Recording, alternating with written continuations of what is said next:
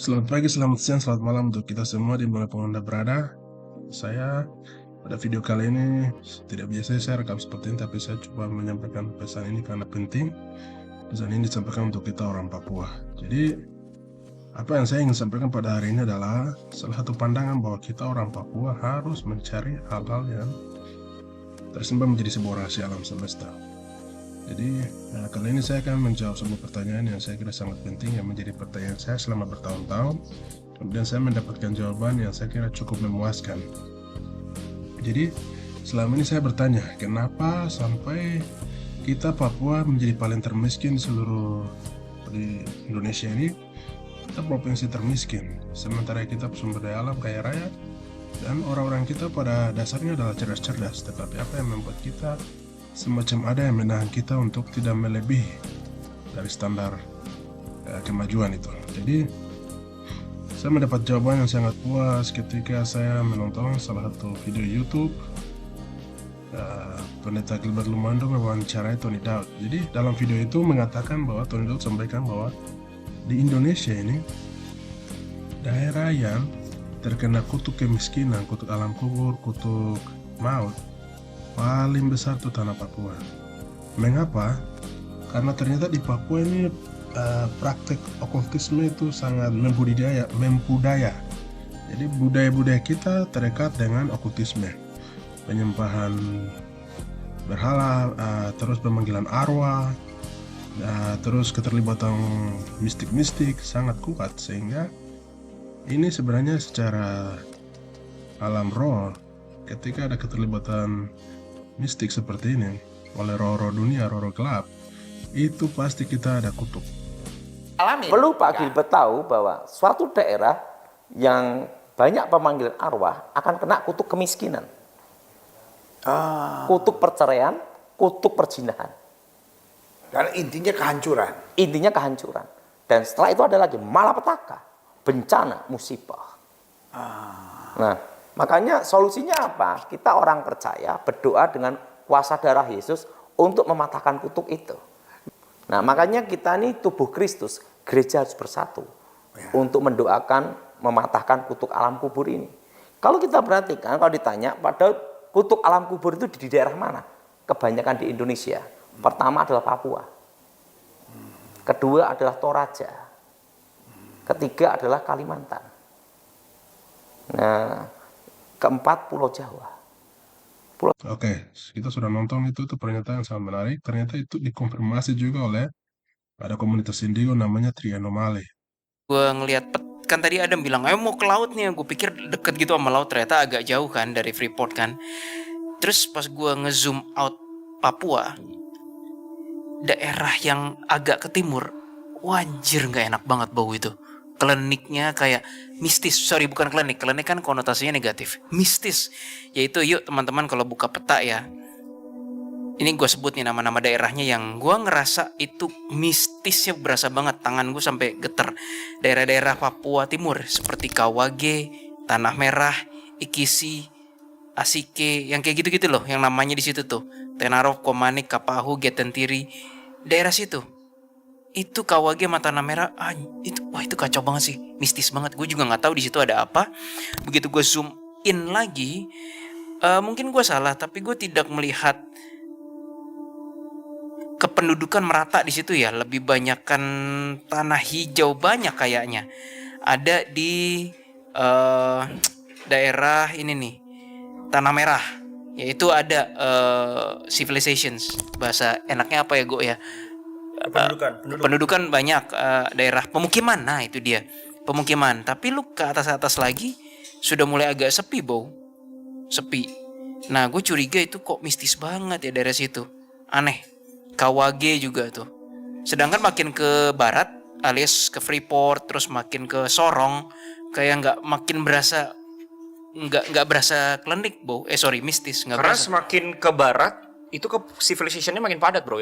Pemukimannya makin padat dan mungkin makin modern juga kali ya. Ya betul. Iya itu yang timur yang perbatasan ke Papua Nugini tuh cukup menarik perhatian gue tuh. Ya mungkin di situ udah ya balik lagi seperti yang bilang civilization yang nggak ada, terus mungkin di sana masih yang percaya dengan leluhur ataupun alam gitu kan ya. ya masih belum merata lah ya kan, pasti kan. Itu Sehingga dengan segala kerja keras kita, dengan segala pendidikan, kita mau berusaha pun tidak bisa. Ini berbeda dengan orang Yahudi. Yahudi karena mereka diberkati. Orang Yahudi bayangkan dari 200 orang terkaya di Amerika Serikat yang bilion dolar, 100 itu orang Yahudi. Nobel Prize, penghargaan untuk ilmuwan-ilmuwan dengan penemuan-penemuan yang hebat. Orang Yahudi, mengapa mereka sangat hebat sekali? Saya rasa itu karena mereka diberkati Tuhan. Jadi ini adalah fenomena gunung es. Gunung es itu kan yang kelihatan puncak kecil saja, tetapi yang tidak kelihatan di bawah itu besar. Jadi kehidupan kita ini semacam pendidikan, lingkungan, ini adalah puncak gunung es yang kecil. Tapi yang tidak kelihatan adalah berkat itu atau kutuk itu. Jadi kita ini apakah dalam status diberkati atau dikutuk, ini kita tidak tahu. Kita harus memastikan, dan gereja harus ambil bagian untuk pelepasan kutuk. Seperti itu.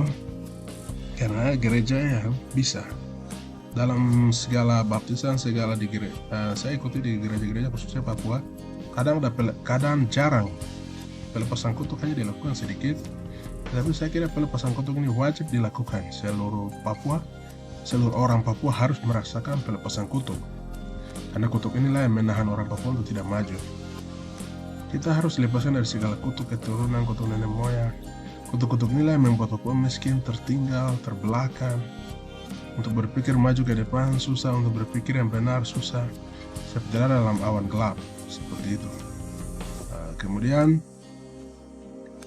misalnya, kita tahu bahwa selama ini kita salahkan macam kinerja pemerintah atau pendidikan yang buruk atau keamanan, tetapi itu adalah rangkaian dari proses untuk manifestasi kutuk itu. Jadi kutuk itu termanifestasi melalui hal-hal ini untuk merealisasikan ketertinggalan, kemiskinan itu. Sehingga tugas besar gereja kali ini adalah melakukan pelepasan kutuk. Semua gereja harus pelepasan kutuk. Semua gereja harus umat-umatnya itu melakukan, hamba Tuhan melakukan pelepasan kutuk kepada umat-umatnya supaya Papua diberkati, Papua bisa maju.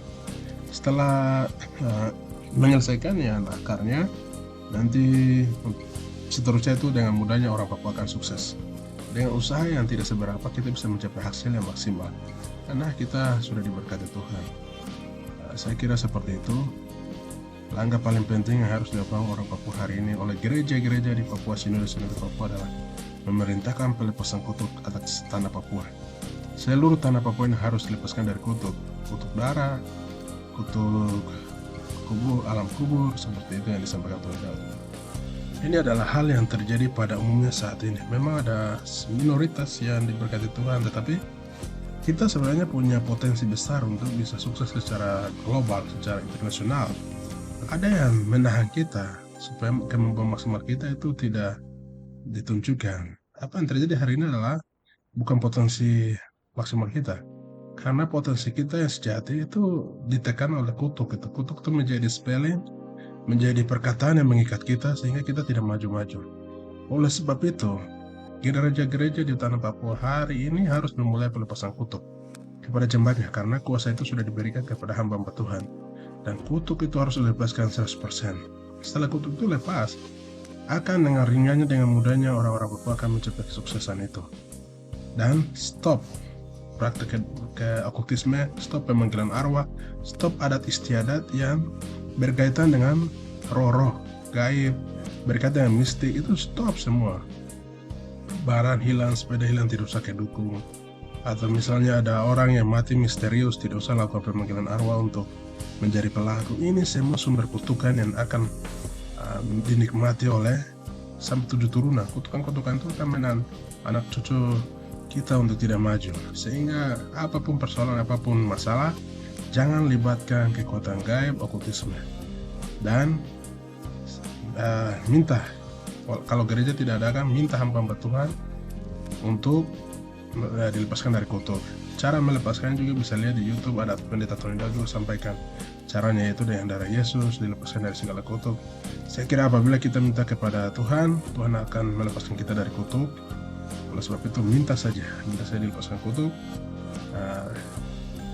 Lakukan secara pribadi, kemudian minta juga kepada hamba Tuhan atau gereja untuk melakukan pelepasan kutuk ini. Ini sangat penting apabila kita ingin maju. Ini nomor satu. Karena ada sejarahnya bahwa Eropa semasa pemerintahan gereja Katolik pernah lakukan pembantaian penyihir. Akhirnya praktek okultisme itu turun setelah 7 generasi, 6 generasi dari para orang Eropa yang melakukan praktek kutuk, praktek sihir. Ada mencapai masa-masa pencerahan. Ada hal yang seperti dibukakan, sehingga makanya terjadi revolusi industri, segala kemajuan itu ada. Setelah memang praktek-praktek mistik, kultisme ini sudah ditekan betul dari orang Eropa. Jadi kita juga bisa meniru hal itu. Apabila hari ini kita menekan praktek okultisme, pemanggilan arwah segala macam dengan ikatan kuasa gelap seperti itu, generasi kita dan satu generasi di bawah kita, nenek kita itu mereka akan maksimal potensi mereka sampai internasional. Semoga Papua diberkati. Terima kasih kawan-kawan.